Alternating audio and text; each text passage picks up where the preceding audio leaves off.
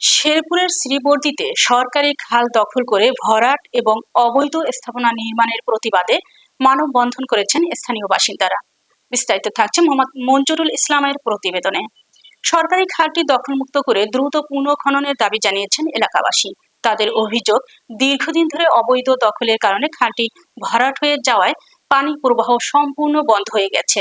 এর ফলে পৌর শহরের বিভিন্ন এলাকায় তীব্র জলাবদ্ধতার সৃষ্টি হচ্ছে। সামান্য বৃষ্টিতেই রাস্তাঘাট, দোকানপাট ও বসতবাড়ি পানিতে তলিয়ে যায়।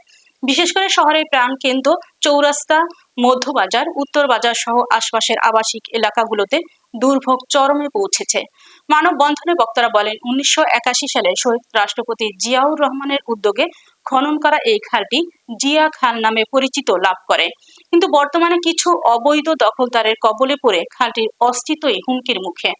মানববন্ধনে উপস্থিত ছিলেন চিরাইন উপজেলা বিএনপি সদস্য সচিব আব্দুল্লাহ আল মামুন, সাংবাদিক মোহাম্মদ মঞ্জুরুল ইসলাম, সাবেক পৌর মেয়র আবু সাইদ, বিএনপি নেতা আনিসুর রহমান সহ শিক্ষার্থী, ব্যবসায়ী এবং বিভিন্ন শ্রেণী পেশার মানুষ।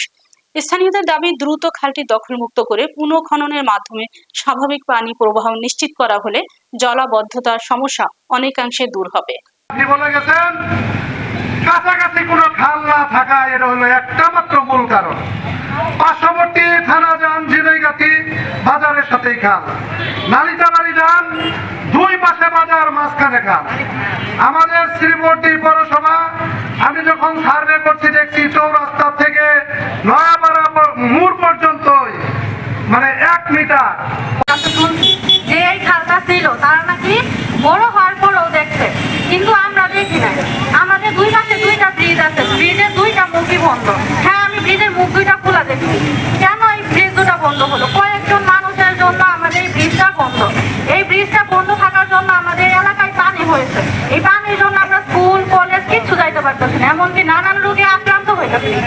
এই জিয়া খাল শহীদ রাষ্ট্রপতি জনাব জিয়াউর রহমান যেদিন শ্রীবর্দীতে আগমন করেন, সেদিন এই শ্রীবর্দী জেলাগাতির মাননীয় সংসদ সদস্য জানাচ্ছি এবং সেই কথার পরিপ্রেক্ষিতে প্রতিবাদ করবেন, তাহলে তুই ঘুরে বসে থাকবেন, এটা আপনার বিষয়।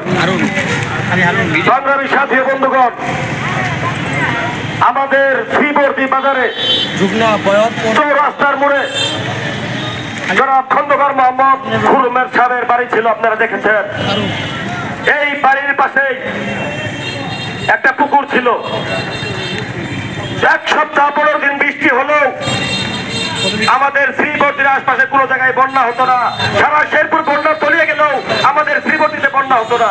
এর মাঝে একটাই কারণ, শ্রীবর্দী সরকারি কলেজের উত্তর পূর্ব কোণে এবং শ্রীবর্দী বাজারের পশ্চিম বাজার লাখ হোটেলের পিছনে ছিল প্রাচীনতম খেয়াঘাট, যেখানে বড় বড় নৌকা এসে থামতো।